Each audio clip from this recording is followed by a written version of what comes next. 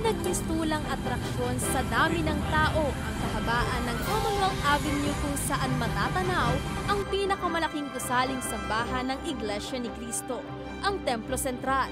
Kagabi kasabay ng pagdiriwang ng ika-100 at 4 na taong anibersaryo ng Iglesia ni Cristo ay pinailawan ang gusaling sambahan ng Templo Sentral na tunay nga namang nagningning. Malayo pa lamang ay matatanaw mo na ang malapalasyong templo na tiyak mamamangha ka sa ganda. Kaya naman ang mga kaanib ng INC ay kanya-kanyang bunot ng gadgets para kuhanan ng litrato ang templo ng Iglesia ni Cristo. Kanya-kanyang anggulo, selfie o groovy ang ginawa ng mga kaanib bilang kanilang memorabilia sa pagsapit ng panibagong taon ng Iglesia ni Cristo. Sa social media ay pagandahan din ang mga ito sa kanilang best shot.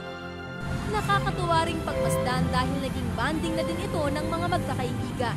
At kahit nagkaroon ng kaunting pag-ulan, ay hindi pa rin nagpaawat ang mga ito sa pagkuha ng litrato.